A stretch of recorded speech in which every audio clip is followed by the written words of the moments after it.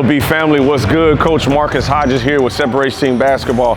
I'm super excited today because I have 7 different ways to help you become a better basketball player. These 7 ways right here, if you really focus on each 7, I promise you your game is going to get taken to the next level, but you have to make sure to really take a deep dive into each 7. But I want you to understand you're not going to be 100% at each trait, but if we can chase perfection in each trait, I promise you your game's going to go to the next level. Everything you want, you're going to get out of it. Today, Coach Marcus Hodges, ILB family, 7 ways to become a better basketball player, man. Let's get it. I don't even listen what they try to say. The first trait is being able to be a shooter. Being able to put the ball in the hole continuously, trusting the work that you put in. So being a shooter in today's game, if you look at the NBA level, if you can't shoot the ball, then you're strictly going to be a defender and get put in the corner. So I know most athletes don't want to be that, but you have to understand you got to be able to shoot the ball at a high level. But what I like to tell my athletes is if you can start your workout with maybe 75 makes, 100 makes. It really depends on how much time you have in the gym. But in reality, if you have a rebounder for you and you're working on shooting, shoot the shots that you know you can make.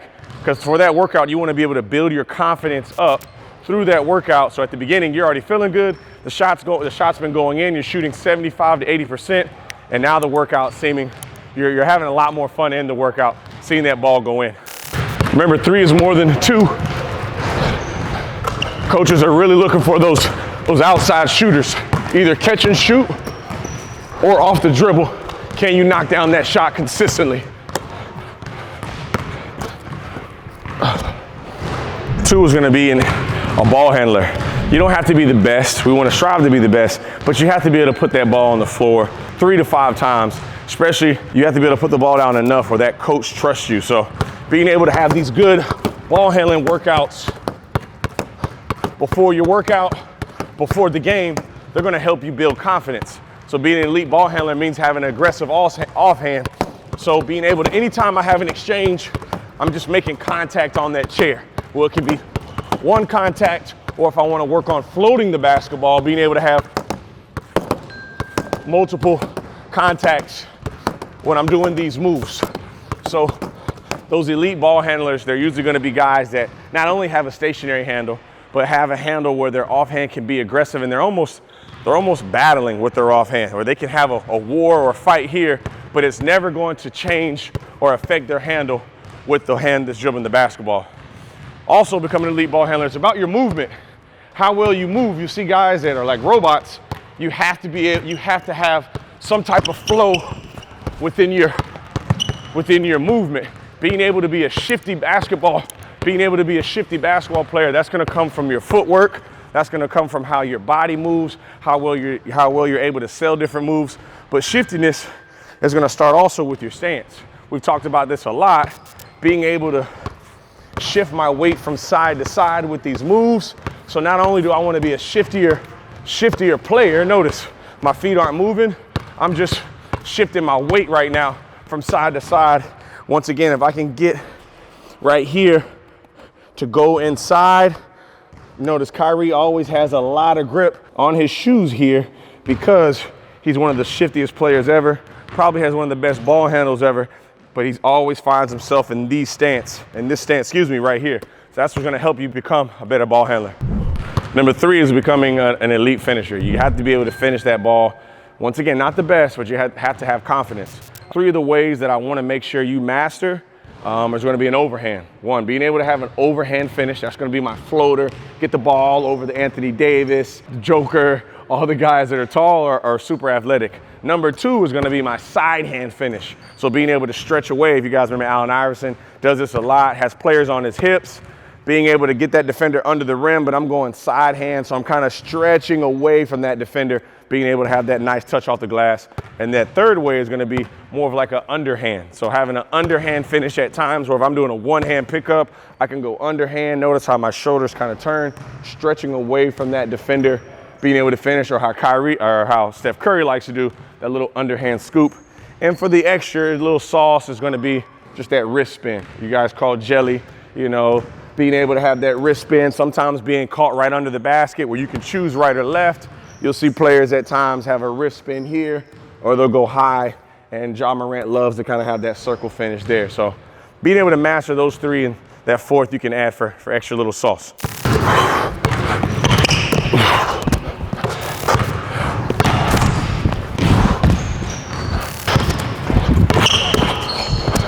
You're getting to the basket, just kind of imagine yourself finishing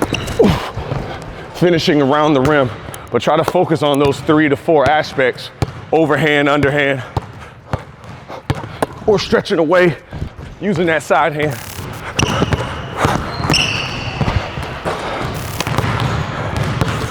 Trying to master the art of finishing.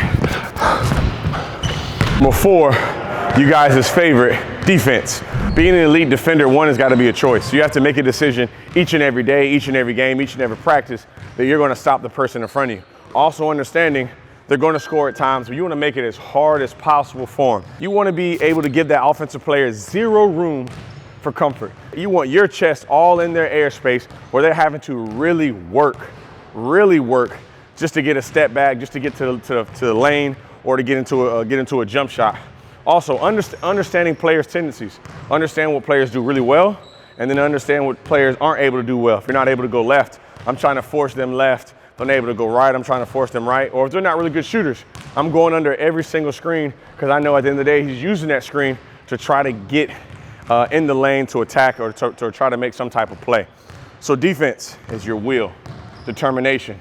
You have to have basketball IQ. You have to understand tendencies. But defense, once again, it's going to be a choice, fellas. It's going to be a choice. Just as much as we work on the offensive side with our crossovers and our shooting, defense, we have to work on it. How to step and slide, understand help side defense, understand help the helper, how to take a charge. Understand I might not get a steal every single time, but can I get deflection? These things that Draymond Green, Marcus Smart really impact games doing. You don't see it on the stat sheet. They might have 8 points, 6 rebounds, and the average baller today is, oh, I didn't have a good game, but you're not seeing they had 7 deflections.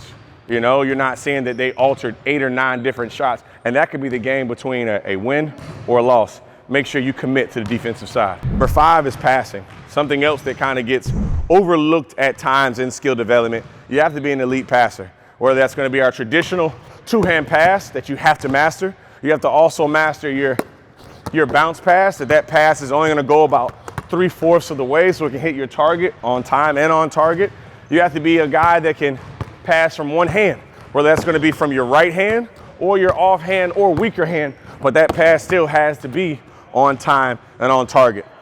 Also, playing out of the screen and roll. Being a playmaker comes out of the screen, you have to be able to make this hook pass. Hook pass is coming right here where that defender is all up in your airspace. I can't pass in front, so as I'm driving, hitting that kick out, I have to be able to make a hook pass. I'm driving in this direction. Notice how the ball literally hooks right by my ear, shoulder goes to ear, boom, and I'm making that pass. So a couple more passes are going to be your over-the-head pass. If I'm out of bounds, players open all the way down court, I have to have enough strength to pass that ball all the way down court. If I'm in a double team, I'm a shorter player, something I can relate to, 5'10", 175. I'm getting double teamed a lot, or a taller player's guarding me, I'm gonna have to throw over my head, and it's gotta be strong, on time and on target. A couple more are gonna be jump passes, what coaches don't like. As you guys can see, being able to be a player that passes in the air, you have to make quick decisions. As you're in the air for a second and a half. Whether I'm doing up and unders, I think I have a shot, I think I have a finish, and I don't. I have to understand what my players are. And as I jump in the air, I have to be able to still make it on time and on target. So a couple drills we can do to work on passing, one-hand passes, or I like to call like just my freestyle. I'll tell my guys, hey, in 30 seconds, I want to see 15 different passes. As you're freestyling your dribble, don't think, just try to have a target in your head and hit the wall. So I could just be here, making that pass. Trying to always use my imagination, making passes, but I'm working on my conditioning as well, working on being able to be efficient with my passes and using my imagination. Whether it's a post entry pass, so it might be a kick out pass, to that behind the back pass, I want to have strength behind every single pass I'm making, but we got to have that be a focus when we're working on our skill and playing in those game time development settings. Number 6 is going to be being a deceptive player. Players don't always have the luxury to being the fastest guy, or you don't have the luxury to being the most athletic guy. So teaching not only deceptive moves, because as a skill coach, as a trainer, if I can teach you 6 to 8 deceptive moves, you'll start to understand the concept of being deceptive, and then you'll start to add that deceptiveness in your own bag. Whatever player you are, you'll start to add it. So a couple drills that I like to do is have my chest or my frame to almost face right at the nail. If you guys don't know what the nail is right in the center of the rim. So right in the center of the rim where the free throw line is. So as I'm at the elbow, once again, my chest or my frame is here. I want to be able to take a dribble. As I take a dribble, my frame is going to get right towards that nail. So as I'm here, notice my chin and eyes looking at the rim right now. I'll take 2 to 3 dribbles. My chest will look towards the mid frame or towards the midline, and I'm just getting right into a push cross. So making it look like I'm seeing what's going on over here. Maybe I'm about to throw a pass, possibly retreat, and then I just explode out of nowhere. So I'm stationary, I'm here, my frame opens up, I push right to the rim. Another level of it is now have my chest face the rim, and as I take this dribble, now watch, boom, now it really starts to open up. This foot starts to drop back. As this foot drops back, I'm loading off this foot here. This is where 60 to 70% of my energy is, and I'm pushing right across my knee. So chest towards the rim, I dribble, load back, push and explode to the rim to have my finish.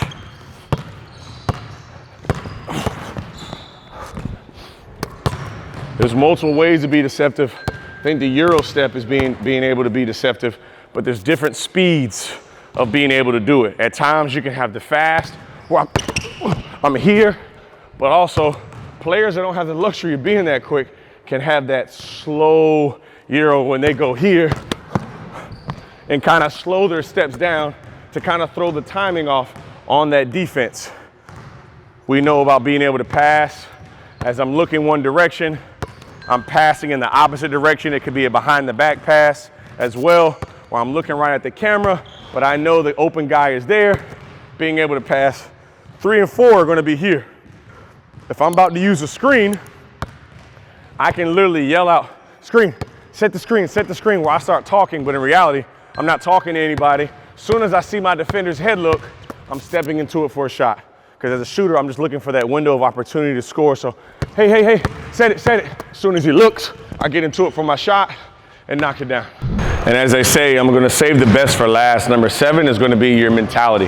How you look at the game, how you approach the game, how you react to wins and losses, and how you value your time on the sport. So a name that I'm sure everybody thinks about when they think of mentality is going to be that MAMBA mentality. Kobe Bryant, how he chops up his 24 hours, how he delegates his workouts to ball handling, to the left side of the court, to the right side of the court, just the attention to detail, but understand, I want to maximize myself. So we're all different. That's what's beautiful about everybody here. Everybody watching these videos, we're all different. We can maximize whatever, how high you think you can jump, you maximize that. You want to be able to maximize your ball handling. You want to maximize your shooting, as we're starting to see now. Look with LeBron, how much I sleep, how I take care of my body. You might have been a player that you thought at the beginning you were going to play 5 or 6 years. Now you're playing 15 to 18 years because your mentality, your approach to the game is I want to eat healthy. I don't want to take as many cheat days eating.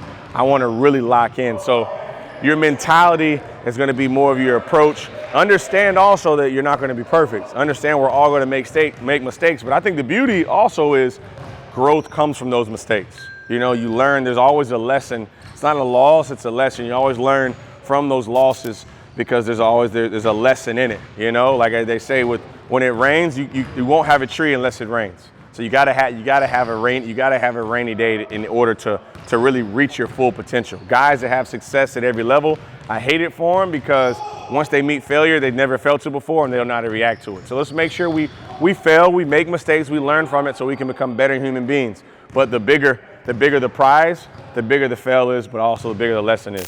So if you follow these 7 ways a day, I promise you, you'll become a better basketball player almost instantly. But you have to be able to understand the 7 methods. Like we said, your MAMBA mentality, delegate time for each and every characteristic and understand that you're not going to be perfect, but the beauty is you're going to make mistakes and get better. If you like today's video, make sure you like, subscribe, hit that bell notification so you can see each and every video. ILB family, Coach Marcus Hodges, man, you already know, let's get it. If you enjoyed today's video, let me know in the comments below. Give this video a like so YouTube knows you're getting after it. And if you haven't yet, click the subscribe button and the bell notification so you can check out our next videos. See you guys on the next one.